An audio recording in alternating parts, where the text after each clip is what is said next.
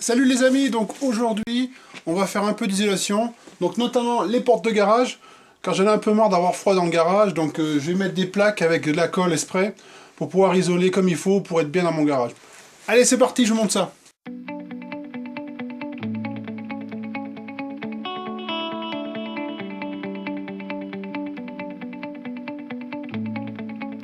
Donc voilà comment ça se présente.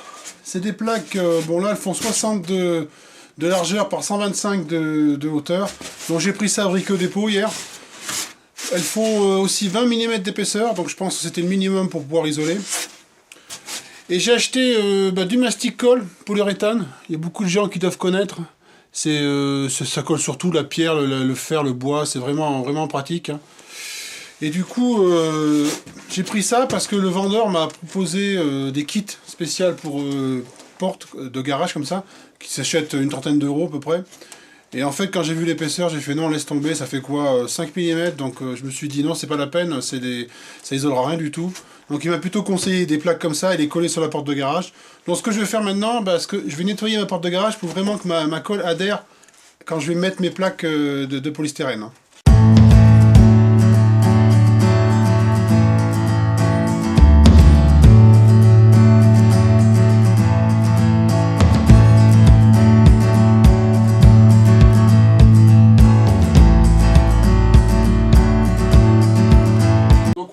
Elle est bien propre et surtout bien séchée pour que le mastic adhère bien sur la tôle. Donc du coup là j'ai mesuré, donc de là à là il y a à peu près 125, pas tout à fait, hein. Il y a un peu moins. Donc du coup je vais mettre mes plaques comme ça. Je vais vous montrer, je vais les mettre comme ça. Bon, évidemment il faut que je les découpe, mais là au moins j'aurai pas de perte. Parce que si je les mets dans ce sens là, obligé de faire une petite bande comme ça et ça sera beaucoup moins pratique. Alors pour découper les plaques, je les ai mis sur une palette classique. Hein. Alors ce que je vais faire là, pour commencer les premiers panneaux, j'ai 67,5 de hauteur, donc je vais mesurer. Donc je prends un mètre et puis un crayon tout bêtement. Hein. Donc je mesure. Donc je vais faire 3 repères. Un au milieu, un sur les côtés. Voilà, et un en haut. Tac. Voilà. Après ce que je fais, je prends une équerre, puis je trace tout bêtement.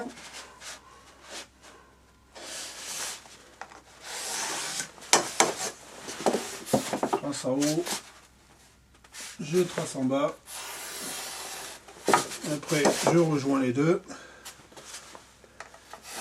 C'est tout simple à faire. Hein. Voilà, donc j'ai montré, donc je revérifie quand même, pour pas faire de bêtises. Donc je suis bien à 67,5, c'est bon. Voilà, on est bon là.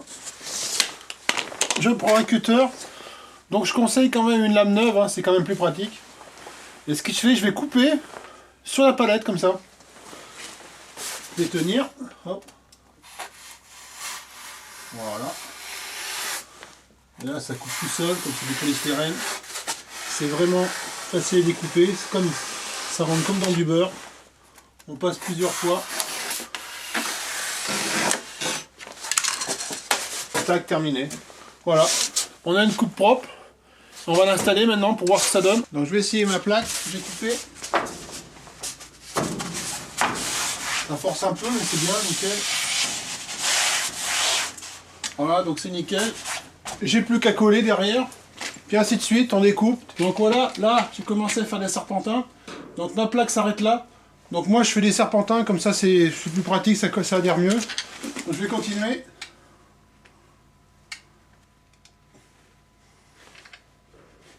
Voilà. Donc voilà, j'ai fait mon joint. Donc maintenant, je vais mettre ma plaque. Donc là, glisse bien au bon endroit, comme il faut. Voilà. Et là, on n'hésite pas à faire des points de compression aux endroits où on a mis la colle. Voilà, donc ainsi de suite. Moi j'ai préparé mes plaques, hein. Je vous conseille de le faire aussi. Hop, une deuxième plaque, une troisième plaque.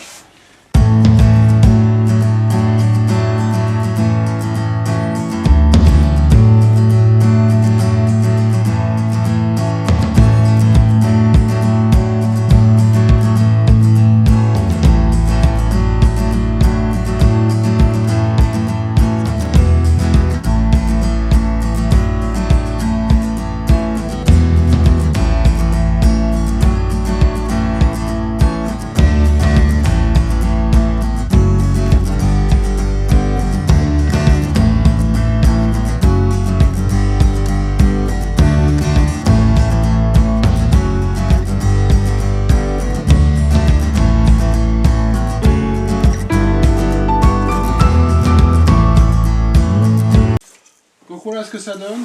Donc ça m'a pris un petit moment, environ 2h30 hein, pour faire tout ça quand même.